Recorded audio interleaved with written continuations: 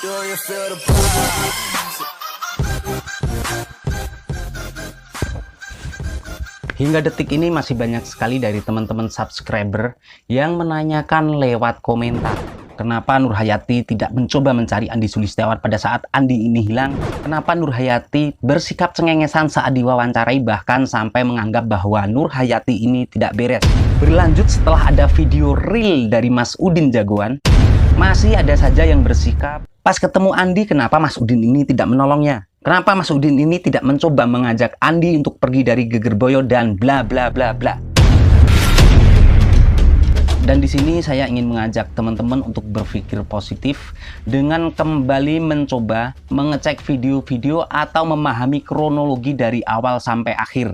Dari awal saat Andi Sulistiawan ini hilang di Gunung Lawu sampai jasadnya ditemukan di area Gegerboyo. Yang jelas yang pertama, rombongan Andi Sulistiawan ini ada sekitar 6 orang, yaitu diantaranya ada Nur Hayati, kemudian Irfan dan Tegar. Mereka ini rombongannya 6 orang naik ke Gunung Lawu yaitu pada hari Sabtu tanggal 4 Juli 2020. Mereka start dari base camp Cemoro Sewu sekitar pukul 4 sore. Sampai pada akhirnya mereka ini sampai di area Hargodalem itu sekitar pukul 10 malam. Mereka pun langsung membuat tenda di situ dan beristirahat.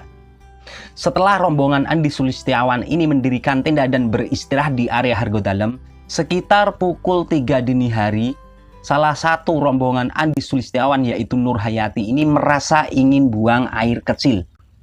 Nur Hayati ini pun mencoba untuk membangunkan teman-temannya untuk menemani dia atau mengantar dia buang air kecil. Tapi sayang teman-temannya ini tidak ada yang bangun. Sampai akhirnya Nur Hayati ini nekat keluar tenda. Dan sampailah dia menemukan Andi Sulistiawan ini sudah berada di luar tenda. Lanjut cerita, Nur Hayati ini meminta tolong kepada Andi Sulistiawan ini untuk mengantarkannya buang air kecil di dekat tenda. Kronologi singkatnya, tempat buang air kecilnya Nur Hayati dengan tenda ini hanya berjarak sekitar 5 meter. Sangat dekat sekali. Kemudian antara jarak Nur Hayati dan Andi Sulistiawan ini sekitar 3 meter. Selesai buang air kecil, Nur Hayati ini melihat ke belakang dan ternyata Andi Sulistiawan ini sudah tidak ada. Kemudian pada hari Minggu paginya, yaitu tanggal 5 Juli 2020, rombongan ini sadar bahwa Andi Sulistiawan ini benar-benar tidak ada di rombongan mereka. Kemudian mereka pun berusaha mencari Andi Sulistiawan.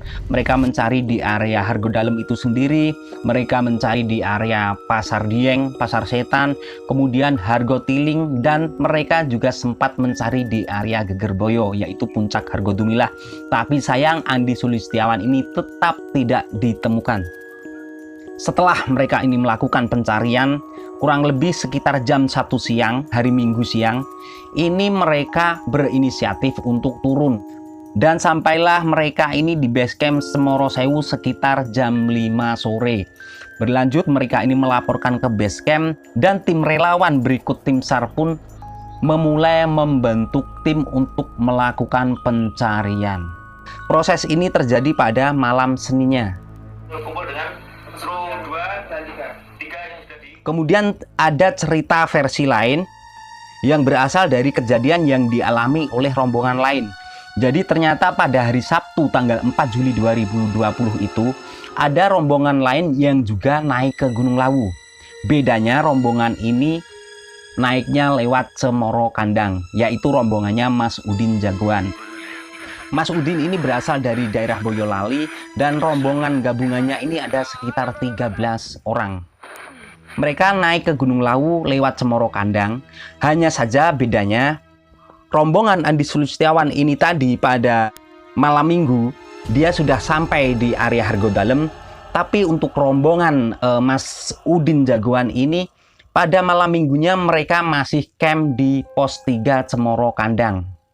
Setelah rombongan Mas Udin Jagoan ini istirahat di pos 3 Cemoro Kandang, paginya mereka melanjutkan perjalanan untuk mencapai puncak Gunung Lawu. Dan benar saja, pada hari Minggu sore, rombongan Mas Udin Jagoan ini sudah sampai di area puncak.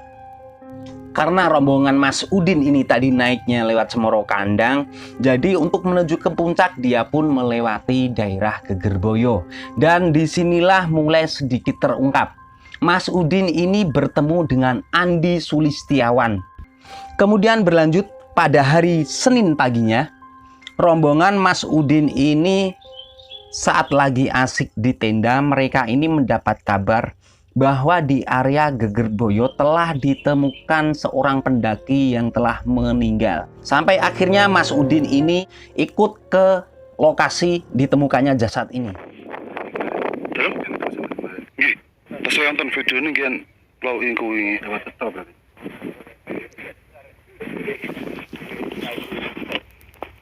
Soalnya tinggal wingi ki kula nggih curiga ngopo ngoten lho. Iki ketemu sampean sendiri. Nggih sendiri, Pak. Satu. Apa kemana? Dalam? Satu. Boten nggih namung ngoten niku kaos kaki setunggal ngoten niku. Nggih. Wingi pas ketemu pertama nih. Kaki cuma itu juga. Dalam? Kaos kaki nih. Nggih, ngoten tok. Yang satunya enggak bawa juga. Boten, namung ngoten niku.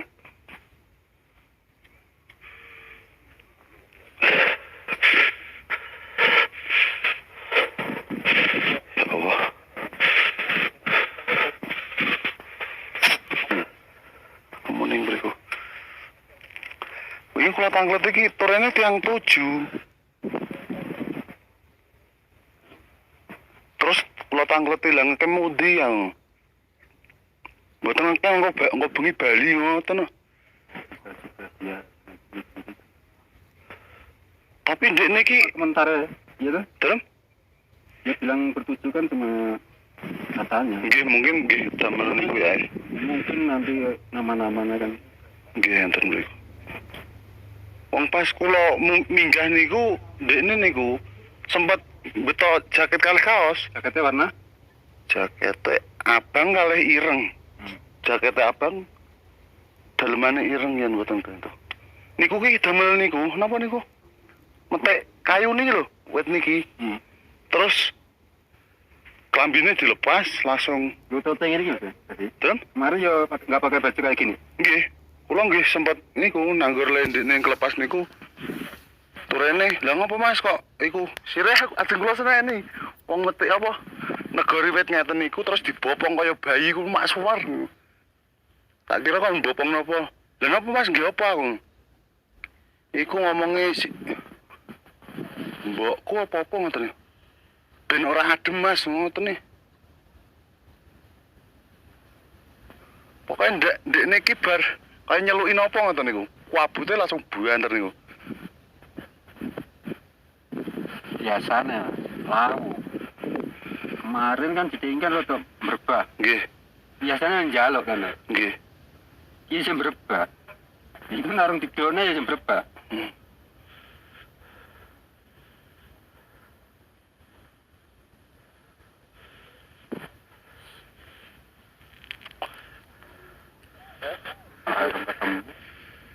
Dalam?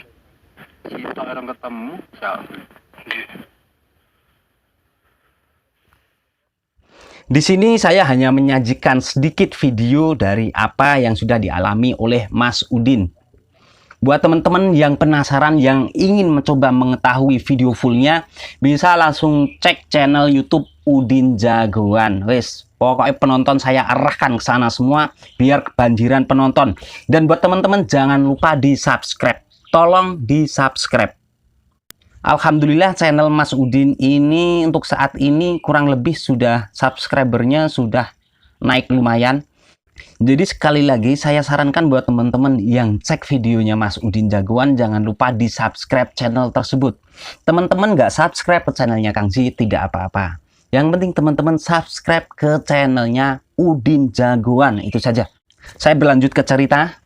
Setelah menonton video ini tadi, saya yakin teman-teman mulai berpikir dan menemukan kejanggalan. Mungkin saja kejanggalan yang ditemukan oleh teman-teman ini ada kaitannya dengan misteri-misteri atau pertanyaan-pertanyaan yang belum terpecahkan mulai saat Andi ini hilang sampai hari ini. Mungkin di video saya sebelumnya banyak sekali dari teman-teman yang menganggap bahwa wawancara atau klarifikasi dari Nur Hayati ini sedikit janggal.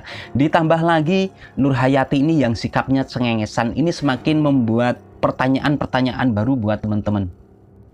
Karena itulah coba kita kupas kejanggalan-kejanggalan tersebut pada video ini sehingga besok dan seterusnya sudah tidak ada lagi yang namanya misteri dan teman-teman sudah benar-benar paham dan menerima atas kejadian tersebut sehingga berita ini tidak diungkit-ungkit lagi.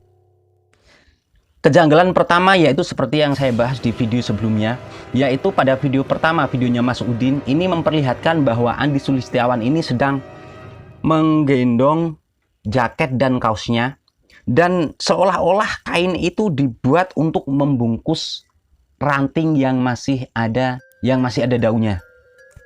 Itu adalah pertanyaan yang saya selipkan pada video saya sebelumnya. Kemudian kita lanjut ke video Mas Udin kedua, yaitu pada saat Mas Udin ini ikut ke TKP tempat ditemukannya jasad tersebut. Di situ tadi jika kita perhatikan bahwa Pak Jarwo ini sempat mengambil secari kertas kemudian dia baca. Tapi nggak tahu. Karena kalau kemuning emang pelaksananya itu tahu.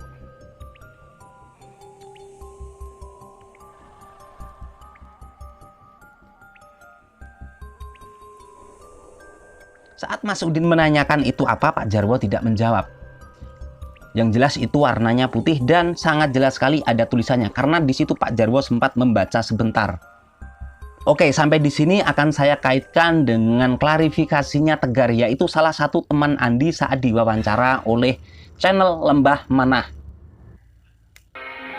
Terus ini Mas, ada hal yang lain nggak yang perlu, yang mungkin membuat ada curiga atau gimana sebelum naik atau mungkin pas naik itu ada nggak sebelum naik? Kalau itu dia cerita sih dikit tentang katanya dia dibawain namanya tahu Jawa namanya piranti gitu, piranti buat ini kamu bawa nanti kalau kamu naik pertama kali gitu. Pirantinya itu apa?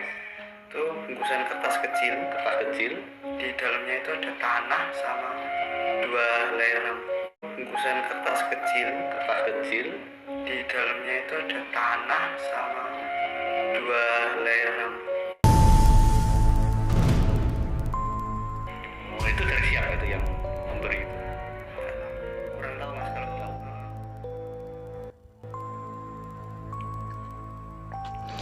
Sampai di sini dapat disimpulkan bahwa apa yang dimaksudkan oleh Tegar saat diwawancarai oleh channel Lembah Manah ini, yaitu di mana Andi ini saat pertama naik ke Gunung Lawu dia itu membawa sesuatu yang dinamakan piranti.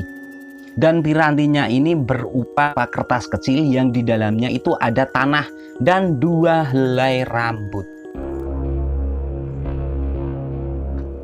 Sampai di sini dapat kita simpulkan bahwa naiknya Andi Sulistiawan ke Gunung Lawu ini benar-benar membawa sesuatu yang dinamakan piranti tersebut. Sudah jelas antara ceritanya Tegar dan kejadian yang nyata ini sudah sangat-sangat berkaitan.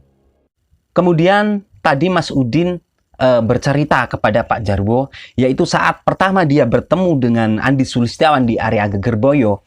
Saat itu Mas Andi ini sudah memperingatkan. Karena di situ Andi Sulistiawan mencopot kaos dan jaketnya.